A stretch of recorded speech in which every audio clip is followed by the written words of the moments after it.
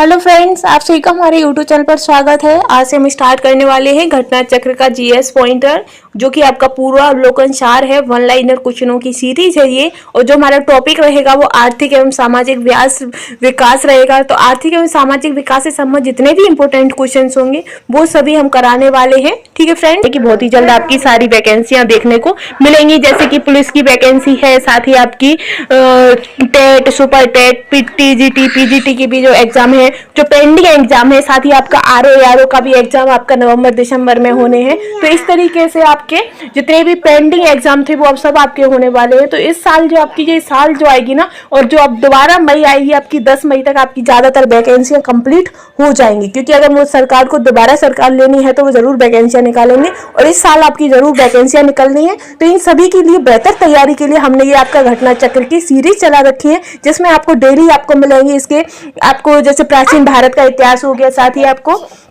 आधुनिक भारतीय इतिहास हो गया, भूगोल हो गया, पॉलिटिक्स हो गया, अर्थव्यवस्था हो गई। इस तरीके की सारी वीडियो आपको मिलेंगी, हमारे चैनल पर आपको प्रोवाइड किए जाएंगी, जिससे आपके एग्जाम की बेहतर तैयारी हो सके। और फ्रेंड्स, अगर आप हमारे यूट्यूब चैनल पर पहली बार आए हैं तो प्लीज चैनल को लाइक शेयर करना और सपोर्ट करना बिल्कुल भी ना भूलें। चलिए हम स्टार्ट करते हैं, आज के पॉइंट पर चलेंगे। फ्रेंड्स, आज की सीरीज हम स्टार्ट करते हैं। तो जो आपका पिछली वीडियो में आपका सतत आर्थिक विकास से संबंधित इंपॉर्टेंट क्वेश्चंस हो चुके हैं, वीडियो का टॉपिक रहेगा वो आपका रहेगा कृषि एवं संबंध क्षेत्र। तो कृषि एवं संबंध क्षेत्र से संबंधित जो भी इंपॉर्टेंट क्वेश्चंस हैं, जो कि आपके एग्जाम पॉइंट ऑफ व्यू से काफ़ी इंपॉर्टेंट हैं, वो सभी हम आपके सॉल्व कराएंगे। जिसमें हमारा पहला क्वेश्चन रहेगा आपका, और ये फ्रेंड्स जो टॉपिक है इकोनॉमी का, ये अर्थव्यवस्था का, ये आपका बहुत ही ज़्यादा इंपॉर्टेंट है, फिर वो किसी भी स्टेट का एग्जाम हो। ठीक है, सब में आपका पूछा जाएगा। इसमें पहला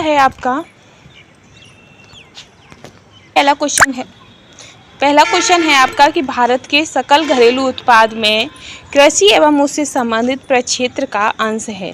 तो जो हमारा भारत के जो सकल घरेलू उत्पाद है, उसमें जो कृषि एवं उससे संबंधित जो प्रक्षेत्र है, उसका जो अंश है वो आपका 17.4% है। और ये किसके अकॉर्डिंग? तो 2016-17 के अकॉर्डिंग 17.4% है। ठीक है, नेक्स्ट है कि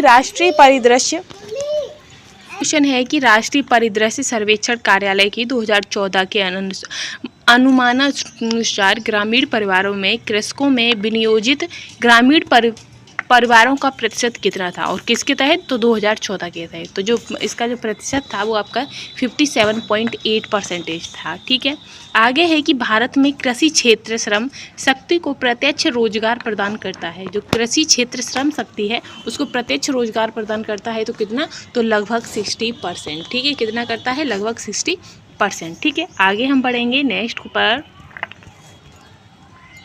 नेक्स्ट है आपका कि विशेष कृषि एवं ग्राम उद्योग योजना का मुख्य उद्देश्य क्या था? तो इसका जो मुख्य उद्देश्य था वो था आपका कृषि निर्यात का संवर्धन। क्या था? कृषि निर्यात का संवर्धन। ठीक है, नेक्स्ट है कि उत्तर प्रदेश में सर्वाधिक प्रतिशत कर्मचारी नियोजित हैं। तो जो यूपी में आपके जो सर्वाधिक प्रतिशत कर्मचारी हैं वो आपकी कृषि क्षेत्र में नियोजित हैं। किस में है? कृषि क्षेत्र में। ठीक है, भारत में श्रमिक बल में प्राय अपने जीवन यापन के लिए वर्तमान में कृषि पर निर्भर।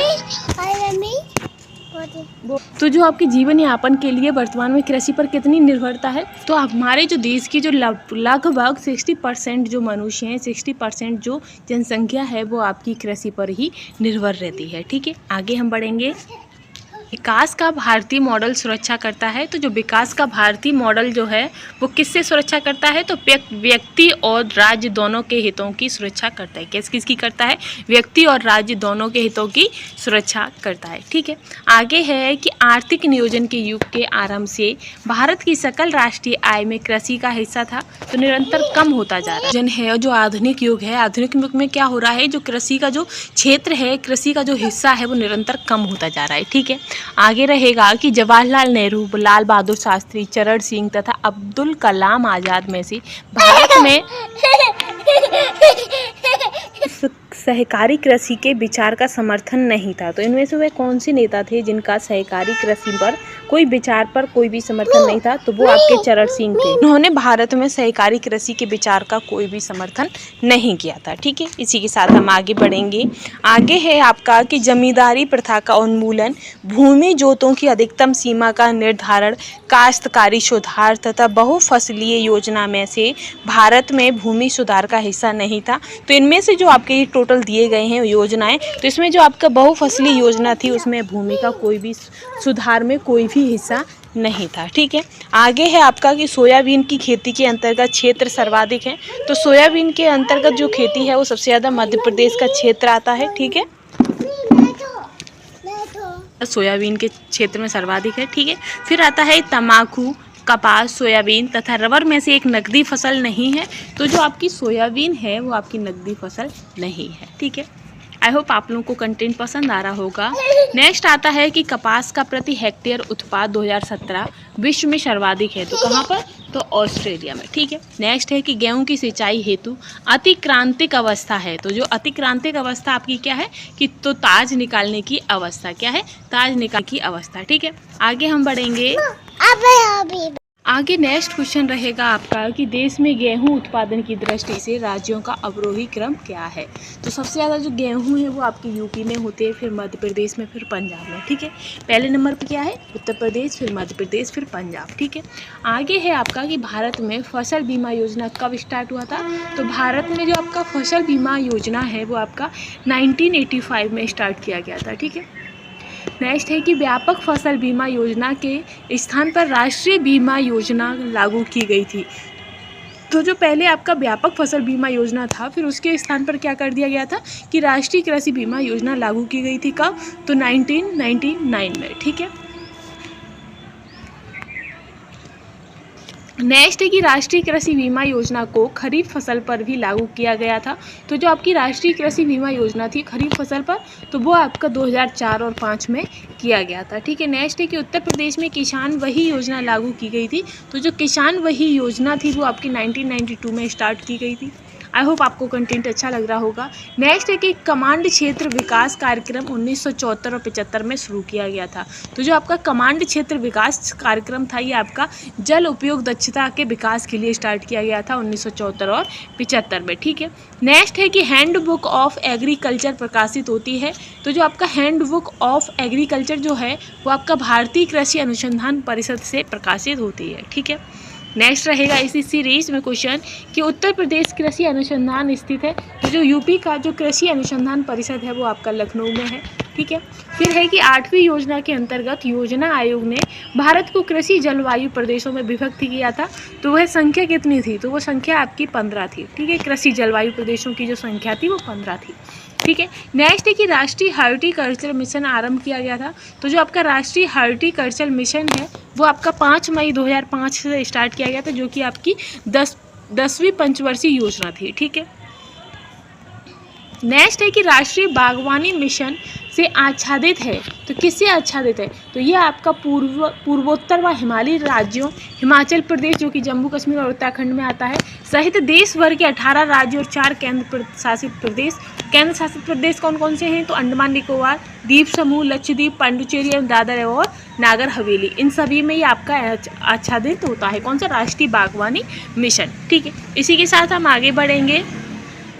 आगे है कि राष्ट्रीय बागवानी मिशन का उद्देश्य। तो राष्ट्रीय बागवानी मिशन का जो उद्देश्य था वो आपका बागवानी क्षेत्र में ऊंची समृद्धि प्राप्त करना, शस्योत्तर व्यवस्था करना तथा मानव संसाधन विकास करना, ये सब क्या थे? ये आपके राष्ट्रीय बागवानी मिशन का उद्देश्य था। ठीक है, नेक्स्ट रहेगा कि 1 जुलाई 2001 के प्रारंभ कृषि श्रमिक सामाजिक सुरक्षा योजना उपलब्ध कराती है। तो जो 2001 है आपका, वो जो प्रारंभिक कृषि श्रमिक को जो सामाजिक सुरक्षा है वो आपकी पेंशन और बीमा का लाभ देती है। ठीक है, नेक्स्ट है कि लघु कृषक विकास योजना आरंभ की गई थी।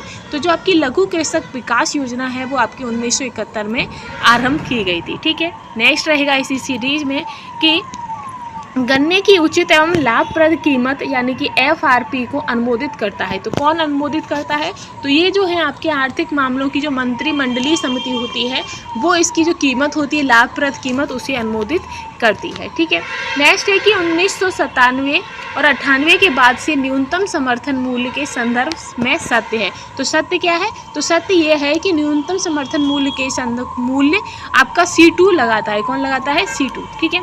आगे है कि कृषि लागत और कीमत आयोग CA-CP क्या CA और CP वर्तमान में MSP के अंतर्गत घोषणा करता है। तो MSP के अंतर्गत क्या घोषणा करता है? तो कुल 23 फसलों के मूल्य की घोषणा करता है। ठीक, कौन? कृषि लागत और कृषि आयोग, जिसकी शॉर्ट फॉर्म आपकी CA और CP है। ठीक है। आगे है आपका कि राष्ट्रीय खाद्य सुरक्षा मिशन प्रारंभ हुआ था। तो ये आपका 2007 और 8 में स्टार्ट हुआ था, राष्ट्रीय खाद्य सुरक्षा मिशन। नेक्स्ट है कि अक्टूबर 2007 में प्रारंभ राष्ट्रीय खाद्य सुरक्षा मिशन का उद्देश्य क्या था? तो इसका उद्देश्य था कि धान, गेहूं, दलहन के उत्पादन में बढ़ोतरी करना, साथ ही मृदा की उत्पादकता और उर्वरकता का संरक्षण करना तथा खेत के स्तर पर आर्थिक लाभ को बढ़ाना, ताकि किसानों में आत्मविश्वास पैदा हो सके। ये आपका जो मिशन था, ये आपका राष्ट्रीय खाद्य सुरक्षा मिशन का उद्देश्य है। ठीक है। आई होप आपको पसंद आ रहा होगा। अगर आपको पसंद आ रहा है तो प्लीज़ हमें सपोर्ट जरूर करते चलिएगा। आगे रहेगा आपका नेक्स्ट क्वेश्चन। नेक्स्ट है आपका कि राष्ट्रीय खाद्य सुरक्षा मिशन के अंतर्गत फसलें सम्मिलित हैं। तो जो राष्ट्रीय खाद्य सुरक्षा मिशन है उसके अंतर्गत आपका चावल आता है, गेहूं, दलहन यानी कि दालें आती हैं, साथ ही आपके मोटे अनाज व वाणिज्यिक फसलें आती हैं। किसके अंतर्गत? तो राष्ट्रीय खाद्य सुरक्षा मिशन के अंतर्गत। ठीक है। आगे है कि भारत में राष्ट्रीय खाद्य सुरक्षा मिशन प्रभावी हुआ था। तो ये आपका 2007 और 8 में रबी की फसल से आपका स्टार्ट हुआ था। जो प्रभावी था वो हुआ था राष्ट्रीय खाद्य सुरक्षा मिशन। ठीक है।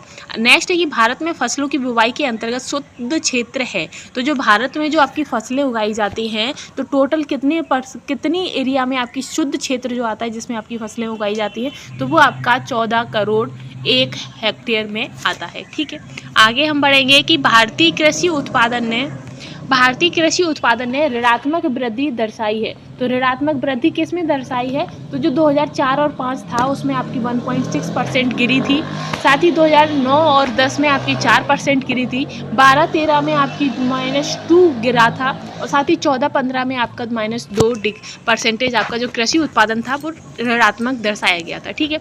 आगे है आपका कि वह पंचवर्षीय योजना जिसमें कृषि ने ऋणात्मक विकास प्रदर्शित किया था। तो वो आपका तीसरी पंचवर्षीय योजना थी जिसमें जो हमारी कृषि था उसने ऋणात्मक प्रदर्शन किया था। ठीक है। आगे है कि भारत की औसत फसल गहनता कितनी है? तो भारत की जो औसत फसल गहनता है वो आपकी 139% है। ठीक।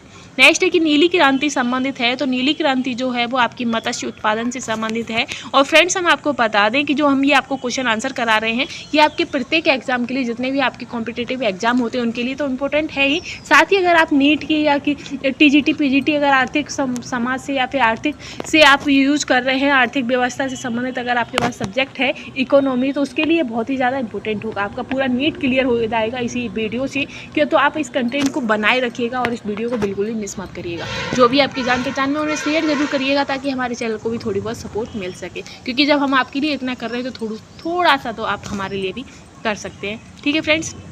आगे है आपका कि पीत क्रांति या पीली क्रांति संबंधित होती है। तो जी आपकी क्रांति है ये आपकी तोरिया सरसों उत्पादन से होती है। किससे होती है? तिलहन यानी कि जो सरसों होता है उसके उत्पादन से होती है। आपको पता भी होगा कि सरसों का फूल कैसा होता है? तो पीला होता है। ठीक है। उससे भी आप लगा सकते हैं। फिर है कि विश्व में हरित क्रांति के जनक कौन थे? तो विश्व में जो आपके हरित क्रांति के जनक थे वो आपके नॉर्मन ई बोरलॉग थे। और ये क्वेश्चन बहुत ही ज़्यादा इंपॉर्टेंट हो जाता है, इसे मोस्ट इंपॉर्टेंट पे रखिएगा क्योंकि बहुत बार पूछा गया है।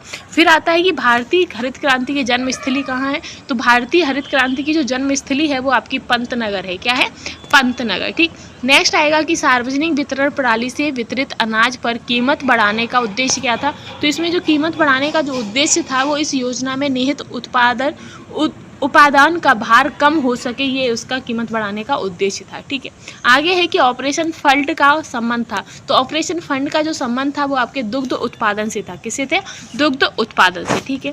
नेक्स्ट रहेगा कि ऑपरेशन फंड द्वितीय का संबंध किससे था? तो द्वितीय का भी संबंध आपका दुग्ध उत्पादन से यानी कि दूध की बढ़ोतरी से ही था। ठीक है। आगे आता है कि आपका कि 1950 और 90 की अवधि में भारत में खाद्यान्नों का उत्पादन बढ़कर 3 गुने से अधिक हो गया था।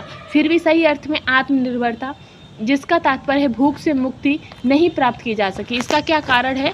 तो ये क्या था इसका कारण? तो जो हरित क्रांति का जो देश के छोटे छोटे खंडों तक ही सीमित रहना था, गरीबों की कमाई की तुलना में खाद्य के भाव बहुत अधिक होना तथा मोटे अनाजों की तुलना में गेहूं और धान पर अधिक बल देना, ये आपके हरित क्रांति की वजह से था, जिसकी वजह से जो भूख से मुक्ति और आत्मनिर्भर था वो नहीं हो पाया था। ठीक है। आगे रहेगा कि हरित क्रांति से भारत के सर्वाधिक लाभान्वित राज्य कौन कौन से थे। तो जो पंजाब, हरियाणा और पश्चिमी उत्तर प्रदेश था वो हरित क्रांति के सबसे ज़्यादा लाभान्वित राज्य था। ठीक है, आगे है कि प्रधानमंत्री जी द्वारा प्रस्तावित द्वितीय हरित क्रांति इसमें सम्मिलित था। तो द्वितीय हरित क्रांति में क्या था, तो इसमें भारतीय कृषकों को सार्वभौमिक ग्लोबल कृषि व्यापार में सहभागिता, साथ ही फसल पश्चात खाद्यान्न में क्षति को कम से कम करना तथा फसलों के भंडार में सुधार करना था। ठीक है, नेक्स्ट है कि कृषि करने की वह प्रक्रिया जो पर्यावरण संरक्षण में सहायक होती है। तो जो जैविक खेती थी, ऑर्गेनिक फसल, वो इसमें पर्यावरण को सुरक्षित रखने में सहायक थी। ठीक है, इसी के साथ आगे रहेगा आपका नेक्स्ट क्वेश्चन, जिसमें आपका कथन और कारण दिया गया है कि भारत में खाद्यान्न उत्पादन में लगभग आत्मनिर्भरता प्राप्त हो गई थी। तो ये जो कथन है ये आपका सही है। साथ ही इसका कारण क्या था कि अब भारत थोक मात्रा में खाद्यान्न का आयतन नहीं करता था। ये दोनों ही कथन सही है और जो आपका ए है वो आर है वो आपका ए की व्याख्या करता है। ठीक है, आगे है कि भारत में मुख्य कृषि पदार्थ आयात मद है। तो वो खाने योग्य तेल मद है। क्या है, खाने योग्य। ठीक है, नेक्स्ट है कि निर्यात हेतु आम की पसंदीदा प्रजाति कौन सी है। तो जो आम की पसंदीदा प्रजाति जो थी वो आपकी अल्फांसो थी। ठीक है, नेक्स्ट है और जो आपको पता ही होगा कि जो आम है वो आपके भारत का राजा भी कहा जाता है, फलों का राजा। ठीक है, नेक्स्ट है कि भारतीय राष्ट्रीय कृषि सहकारी विपणन संघ संबंधित है। तो ये किससे, तो ये आपके कृषि विपणन से ही संबंधित है। ठीक है, आप इसमें देख भी सकते हैं जो कृषि सहकारी है तो वो किससे होगा, तो वो कृषि से ही संबंधित होगा। ठीक है, नेक्स्ट है कि राष्ट्रीय स्तर पर कृषि विपणन सहकारिता को शीर्ष संगठन दिया था। तो शीर्ष संगठन किसने दिया था, तो नेफेडे ने दिया था। किसने, नेफेडे ने। ठीक है, आगे हम बढ़ेंगे। आगे है आपका कि गहन कंदन संवर्धन के माध्यम से पोषण सुरक्षा हेतु पहल का उद्देश्य क्या था। तो जिसका जो पहल का जो उद्देश्य था वो आपका उन्नत उत्पादन और कटाई उपरांत औद्योगिकों को निर्देशित करना एवं समूह उपागम के साथ एकीकृत रीति से मूल्यवर्धन तकनीक को निर्देशित करना। ये आपका गहन कंदन संवर्धन के माध्यम से पोषण सुरक्षा हेतु का मुख्य उद्देश्य था। आई होप आपको पसंद आ रहा होगा कंटेंट। थोड़े से कठिन हार्ड क्वेश्चन है लेकिन ये आपके एग्जाम के लिए बहुत ज़्यादा इंपॉर्टेंट है। ठीक है, क्योंकि हर जो छोटे छोटे और सरल क्वेश्चन होते हैं वो तो हर किसी को याद होते हैं। अगर नंबर गेन करने होते हैं तो ऐसे ही क्वेश्चनों में आपके नंबर गेन होते हैं। ठीक है, आगे है कि भारत में कृषि उत्पादों के बाजार को विनियमित किया जाता है। तो भारत में जो आपकी कृषि उत्पादों का जो बाजार को विनियमित है वो राज्यों के द्वारा अधिनियमित कृषि उत्पाद विपणन समिति अधिनियम के द्वारा किया जाता है। ठीक है, नेक्स्ट है कि संघ सरकार ने 2011-12 के बजट में किसानों के लिए बैंक ऋण के समयानुसार भुगतान पर प्रभावी ब्याज दर थी तो 4% ब्याज थी। ठीक है, आगे है कि किसी फार्म के चल लागत पूंजी में बीज, उर्वरक, सिंचाई जल तथा भूमि राजस्व में से एक शामिल नहीं है। तो जो भूमि राजस्व होता है वो आपका शामिल नहीं है, बाकी का जी आपके सभी होते हैं कि पूंजी की लागत क्या है, साथ ही बीज, उर्वरक, सिंचाई सब लागू होते हैं। ठीक है, आगे है कि कृषि वित्त के प्रमुख सिद्धांत क्या है। तो इसमें सिद्धांत होता है कि उसका उद्देश्य क्या है, व्यक्ति कितने हैं, उत्पादकता कितनी हुई है, नियोजन कैसे क्या है और इसका संगठन क्या है, ये सभी इसके सिद्धांत होते हैं। ठीक है, आगे है कि भारत में कृषि वित्त के स्रोतों को बांटा गया है। तो 2 भागों में बांटा गया है। किस किस में, पहला है आपका संस्थागत स्रोत, दूसरा है गैर संस्थागत। संस्थागत में आपके सहकारी समितियां, बैंक, व्यापारिक बैंक, क्षेत्रीय ग्रामीण बैंक और सरकार आती है। गैर संस्थागत आपका आता है जैसे साहूकार हो गए, महाजन हो गए, संबंधी रिश्तेदार हो गए, व्यापार, जमींदार, ये सब आपके आते हैं। ठीक है, इसी में आगे रहेगा आपका कि किसानों को उनकी अल्पावधि और दीर्घावधि आवश्यकताओं के लिए अनेक स्रोतों से ऋण प्रदान किया जाता है। किसानों को मिलने वाले ऋण के मुख्य स्रोतों में संबंधित है। तो क्या संबंधित है, तो प्राथमिक कृषि सहकारी समिति, व्यावसायिक बैंक, क्षेत्रीय ग्रामीण बैंक और गैर सरकारी उदारता। ठीक है, आगे है कि दीर्घकालीन कृषि ऋण प्रदान किया जाता है तो वो भूमि के विकास बैंक के द्वारा प्रदान किया जाता है। नेक्स्ट है कि हाल ही के वर्षों में भारत में कृषि वित्त का सबसे बड़ा स्रोत क्या है, तो वो आपका वाणिज्यिक बैंक है। ठीक है, अब होगी नेक्स्ट वीडियो का जो हमारा टॉपिक रहेगा वो रहेगा आपका औद्योगिक क्षेत्र। औद्योगिक क्षेत्र से संबंधित जो भी आपके इंपॉर्टेंट क्वेश्चंस होंगे वो हम कंप्लीट करेंगे। अगर आपको हमारा कंटेंट पसंद आया हो तो प्लीज़ हमारे चैनल को, साथ ही हमारे यूट्यूब चैनल को भी बहुत ज़्यादा सपोर्ट करिएगा। हमें आपकी सपोर्ट की बहुत ज़्यादा ज़रूरत है और ऐसे ही वीडियोज़ के लिए बने रहिएगा। Thanks for watching.